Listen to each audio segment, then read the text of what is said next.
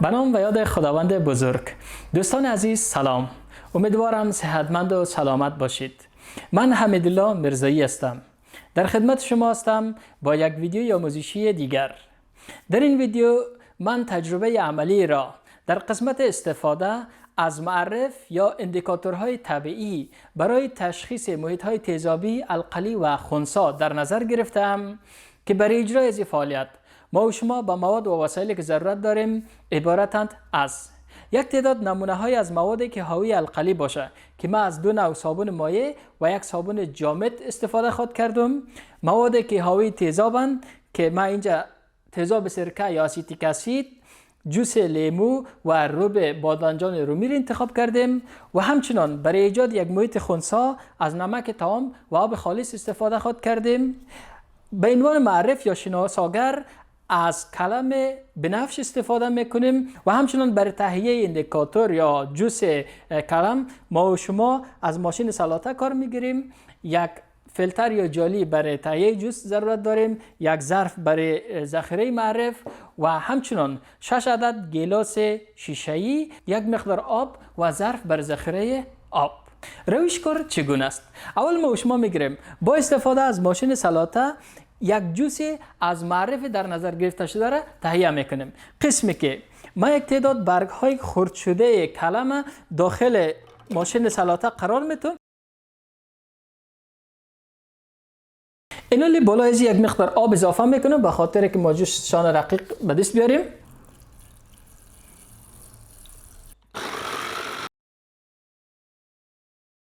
وقتی جوس معرف آماده شد این را توسط جالی میگیریم، یک مقدارش فیلتر میکنیم در داخل یک بیکر. معرف ما و شما آماده است. اینال به خاطر از اینکه ما و شما توسط از این معرف محیط های تیزابی و القلی را تشخیص بدیم، با استفاده از موادی که در اینجا در دسترس داریم یک تعداد محلول های القلی را من میگیرم، 2 نمونه از محلول حاوی القلی را، 2 نمونه از محلول تیزابی را و 2 نمونه از محیط خنثی را در اینجا به وجود میارم. قسمی که با استفاده از گیلاس ها، وقتی گیلاس ها تنظیم شد اینال در داخل از گیلاس ها محلول های از مواد القلی و مواد تیزابی را تشکیل میدیم و همچنان 2 نمونه از محیط خنثی را. ببینیم که اندیکاتوری که ما شما تهیه کردیم یا معرفی که تهیه کردیم چگونه محیط ها را میتونه تشخیص بده. ما در گیلاس اولی یک مقدار صابون مایع کالاشویی را اضافه میکنم.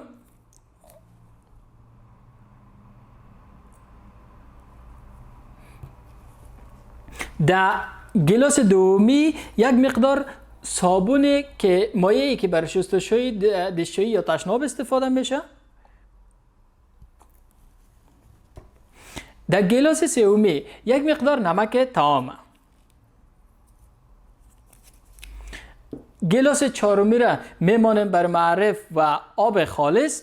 در گیلاس پنجمی ما یک مقدار اسیتیک اسید یا تیزاب سرکه را میندازم و همچنان در گیلاس ششمی یک مقدار از جوس لیمو.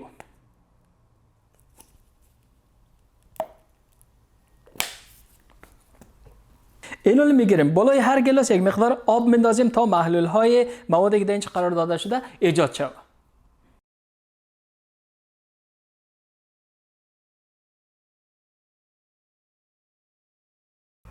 وقتی محلول ها آماده شد این 2 گیلاس ما و شما حاوی مواد القلی، این نمک، این آب خالص یا تنها آب است. در اینجا ما و شما اسیتیک اسید داریم و اینجا جوس لیمو را میریم معرف بالاش اضافه میکنیم. ببینیم معرف ما و شما چه رقم یک واکنش در اینجا نشان میده یا چگونه میتونه محیط تشخیص بده. بالای هر گیلاس ما یک مقدار کمی از معرف میندازم.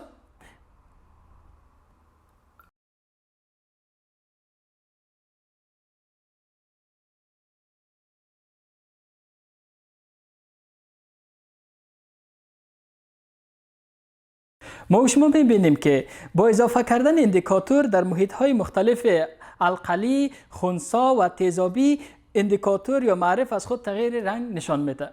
اندیکاتور تهیه شده از کرم بنفش حاوی ماده رنگی است که به نام آنتوسیانین یاد میشه. آنتوسیانین در محیط‌های مختلف تیزابی و القلی از خود تغییر رنگ نشان میده. قسمی که در محیط های القلی نظر به تفاوت غلظت تغییر رنگ آبی شروع میشه که هرگاه غلظت القلی کم باشه اندیکاتور یک رنگ آبی از خود نشان میده. در غلظت های متوسط یک تغییر رنگ سبز که ما و شما در اینجا دو محلول تهیه شده از دو صابون مختلف داریم که غلظت های متوسط القلی رو داره که ما و شما میتونیم اینجا یک تغییر رنگ سبز تیره رو مشاهده کنیم. هرگاه غلظت القلی بیشتر میشه تغییر رنگ اندیکاتور میره طرف زرد. در محیط های خنثی اندیکاتور کدام تغییر رنگ از خود نشان نمیده که ما و شما اینجا نمونهش یک محلول نمکی رو داریم و آب.